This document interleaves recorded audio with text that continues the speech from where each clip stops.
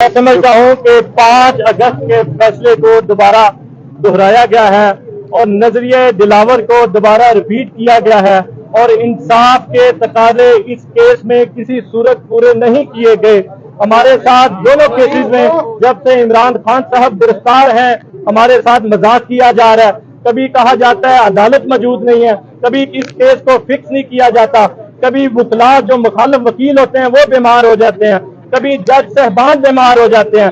तो ये अदालतों में ये जो मजाक जारी है, पूरी दुनिया में हमारा मजाक बनाया जा रहा है। 130 नंबर पे हमारी रैंकिंग है, वो कैसे ही बेहतर हो जाएगी। हमें इंसाफ के तकाजे अगर पूरे करेंगे, इमरान खान साहब के मामले में हमने 15 अगस्त को उनको किस तरह गिरफ्तार किया हुआ है, तो एक ऐसे केस में जिसमें साबिक वजीर खारजा को गिरफ्तार किया हुआ है, तो हम कहते हैं कि जज मौजूद नहीं है, वो अपनी फैमिली कमिटमेंट में मौजूद है और उधर भी नहीं है।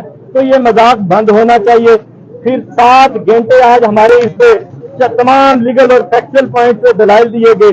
जब दलाइल दिए गए तो मुखालिफ वकला की तरफ से अपने केस को साबित करने के लिए कोई एविडेंस मौजूद नहीं थी, कोई उनके पास दलाइल मौजूद नहीं थे। वहां पे मौजूद तमाम सहाफी और वकला इस बात को तस्लीम कर रहे थे कि अगर आज मेरिट पे फैसला दिया गया तो इमरान खान साहब की जमानत को मंजूर किया जाएगा। लेकिन आपके सामने जो फैसला आया इंतहाई अफसोसनाक फैसला है।